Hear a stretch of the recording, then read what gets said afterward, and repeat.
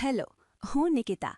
આજે આપણે બંધારણના વન લાઇનર કે જે એલઆરડી, પીએસઆઈ, સીસીઈ જેવી ગુજરાત સરકારની આવનાર ભરતી પરીક્ષા માટે ઉપયોગી એવા 2500 પ્રશ્નોમાંથી પ્રશ્નો જોશું.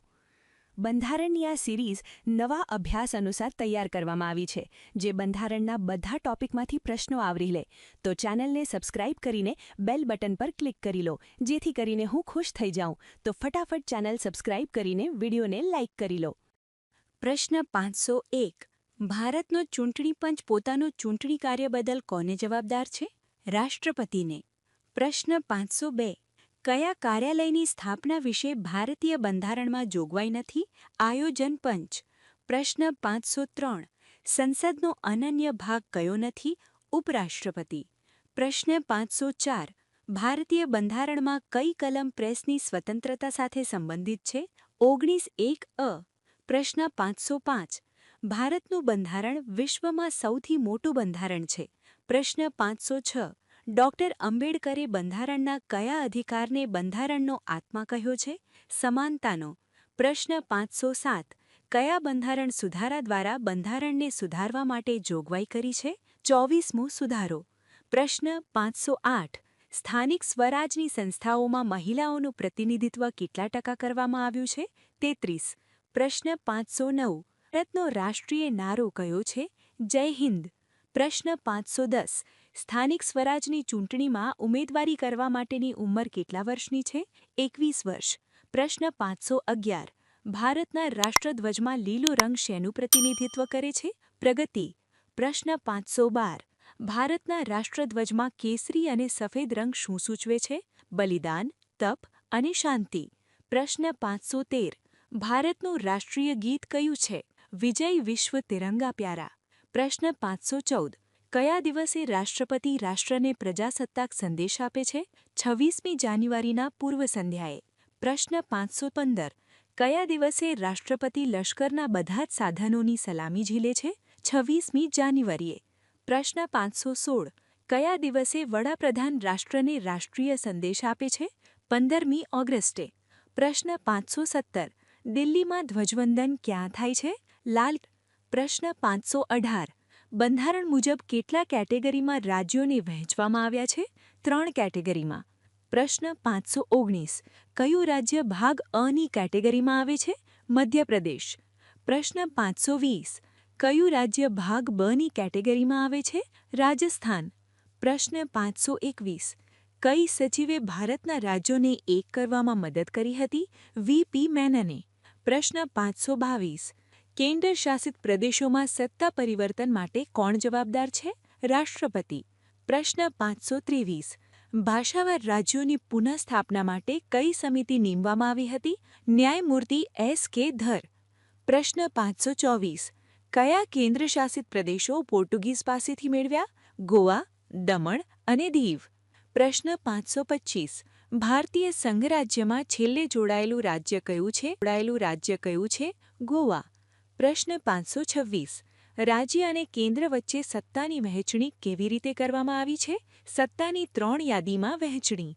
પ્રશ્ન 527. ભારતીય બંધારણના કયા ભાગમાં પંચાયત રાજના વિકાસ પર ભાર આપવામાં આવ્યો છે? રાજ્યના નીતિ નિર્દેશક તત્વોમાં. પ્રશ્ન 528. ઇન્ટરનેશનલ મોનેટરી ફંડનું મુખ્ય મથક ક્યાં આવેલું છે? વોશિંગ્ટન.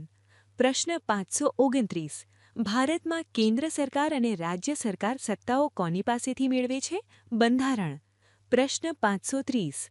બંધારણમાં આપેલા સાંસ્કૃતિક અને શૈક્ષણિક અધિકારોનો હેતુ શું છે? લઘુમતીઓની સંસ્કૃતિને વિકસાવવી. પ્રશ્ન 531. રાજ્યના નીતિ નિર્દેશક તત્વોનો મુખ્ય હેતુ શું છે? કલ્યાણ રાજ્યનો ખ્યાલ વિકસાવવો. પ્રશ્ન 532. રાષ્ટ્રપતિના પગારની આંકડામાં ગણતરીમાં ગણાય છે? હા. પ્રશ્ન 533.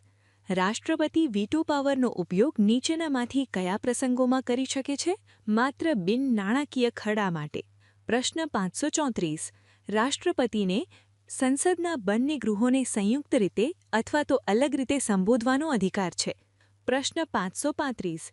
સંસદનું સત્ર ચાલુ ના હોય ત્યારે રાષ્ટ્રપતિ કેવી રીતે વટહુકમ બહાર પાડી શકે છે? પ્રધાનમંડળની સલાહથી. પ્રશ્ન 536. રાષ્ટ્રપતિને મળેલા કટોકટી વટોહુકમના અધિકારો એ ભારતીય બંધારણનો દગો છે એવું કોણે કીધું છે? કે.એમ. નામ્બિયારે. પ્રશ્ન 537. રાષ્ટ્રપતિ કટોકટી ક્યારે જાહેર કરી શકે? યુદ્ધ, બાહ્ય આક્રમણ કે આંતરિક વિદ્રોહ થાય ત્યારે. પ્રશ્ન 538. કયા કારણે રાષ્ટ્રપતિ કટોકટી જાહેર કરી શકે? વિદેશી આક્રમણ કે આંતરિક બગાવત થાય ત્યારે. પ્રશ્ન 539. ભારતમાં વાસ્તવિક સત્તા કોની પાસે છે? વડાપ્રધાન પાસે. પ્રશ્ન 540. નાગરિકને રોજગાર મેળવવાનો અધિકાર એ ડેશ મૂળભૂત અધિકાર છે.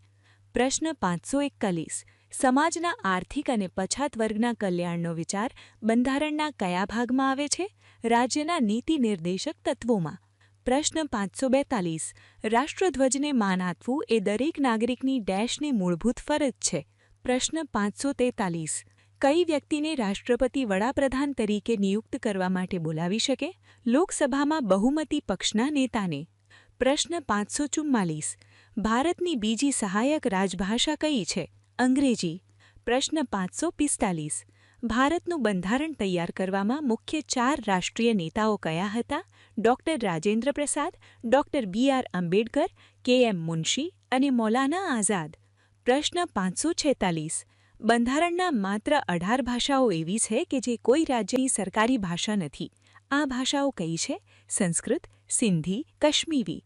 પ્રશ્ન 547. ગાંધીજીની કઈ વિચારસરણીનો રાજ્યના નીતિ નિર્દેશક તત્વોમાં સમાવેશ કરવામાં આવ્યો છે? કુટીર ઉદ્યોગો, ગ્રામ પંચાયતો અને અનુસૂચિત જાતિ જનજાતિનો વિકાસ. પ્રશ્ન 548. ભારત એ એક રાજ્યનો સમૂહ છે. ભારતીય બંધારણની કઈ કલમમાં આવું કહેવાયું છે? કલમ 1. પ્રશ્ન 549. જન્મ મરણની નોંધણી કરવી તે નગરપાલિકાનું ડેશ કાર્ય છે? ફરજિયાત. પ્રશ્ન 550. વાર્ષિક બજેટ સંસદમાં કઈ તારીખે રજૂ થાય છે? 1 ફેબ્રુઆરી. તમને આમાંથી કેટલા પ્રશ્નો પહેલાથી આવડતા હતા? કોમેન્ટમાં લખો. અને જો તમને આવા પ્રશ્નો ઉપયોગી લાગે તો વિડીયોને લાઇક કરો અને ચેનલને સબસ્ક્રાઇબ કરો.